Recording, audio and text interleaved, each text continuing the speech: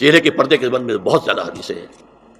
حضرت ام خلاد ایک خاتون تھی، ان کا بیٹا ایک غزوے میں شہید ہو گیا.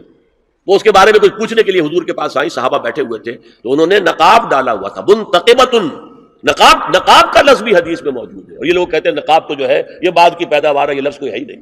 حجاب کا لفظ قرآن میں ہے، جلباب کا لفظ قرآن میں ہے، خمار کا ذکر قرآن میں ہے. اور یہ منتقبۃ، نقاب ڈالی. لوگوں نے کہا عجیب عورت ہے یہ، اس کا بچہ شہید ہو گیا ہے، مطلب یہ کہ سخت صدمے کی کیفیت ہے، اور اس وقت بھی اس نے نقاب ڈالی ہوئی ہے. تو انہوں نے جواب دیا ان ارزو ابنی لا ارزو حیائی، میں نے بیٹا کھویا ہے، اپنی حیا نہیں کھوئی ہے. یہ ہے ہماری تہذیب، یہ ہمارا تمدن. اسی پر ہمارے گھر بنتے تھے. یہ تو مغربی تہذیب نے آ کر ہمارے گھر بنائے، آگے سے کھلا پیچھے سے کھلا، کھلا ہی کھلا. ہمارے گھر چار دیواری ہوتا. آج چار دیواری ہے کہاں؟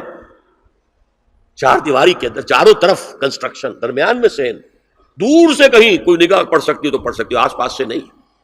اور ڈیوڑی اور مردانہ علیحدہ، کم سے کم بیٹھک تو علیحدہ ہو، ورنہ یہ کہ مردانہ پورا ان کے لیے کوئی غسل خانہ وغیرہ بھی. یہ ہماری تہذیب تھی.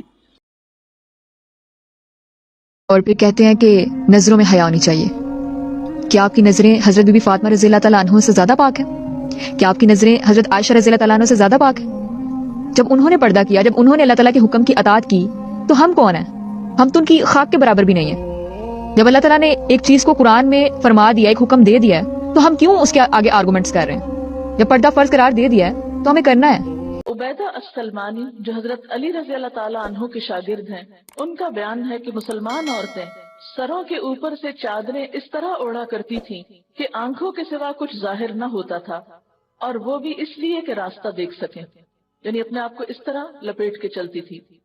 اب بعض لوگ کہتے ہیں کہ یہ حکم جو ہے وہ ازواج مطہرات کے لیے ہے، چہرہ لپیٹنے کا، یا یہ ہے کہ یہ ساری سختی جس کو نام نہاد سختی بولا جاتا ہے، حالانکہ اس کے بغیر بعضوں کا جو سختیاں پڑتی ہیں انسان پہ وہ کہیں زیادہ بھاری ہوتی ہیں، لیکن ان کو ہم بھول جاتے ہیں اور اس حکم کے عمل کرنے کو سختی سے تعبیر کرتے ہیں. تو اس میں بعض اوقات یہ کہا جاتا ہے کہ یہ ازواج مطہرات کے لیے، اور بعض ائمہ کی رائے دی جاتی ہے کہ امام ابو حنیفہ کے نزدیک چہرے کا پردہ نہیں ہے. ایک بات یاد رکھیے کہ جتنے بھی ائمہ کرام ہیں وہ سارے کے سارے اس بات پر ضرور متفق ہیں کہ جہاں فتنے کا ڈر ہو وہاں چہرہ ڈھانپنا لازم ہے، اور جہاں فتنہ نہ ہو، تو جیسے حضرت عائشہ کی روایت ہے کہ ہم کھول لیتے تھے، پھر کوئی آ جاتا تھا تو ہم ڈھانک لیتے تھے. کہ مثلاً آپ اگر گاڑی میں بیٹھے ہوئے ہیں تو رخصت اور ہوگی، اگر آپ سڑک پہ چل رہے ہیں، بھیڑ میں سے نکل رہے ہیں تو معاملہ اور ہوگا. تو ٹائم ٹو ٹائم اس میں کمی بیشی تھوڑی بہت ہو سکتی ہے، لیکن یہ نہیں کہ کسی امام نے واضح یہ کہا ہو کہ نہیں ہے ہی نہیں. یہ نہیں کہا گیا.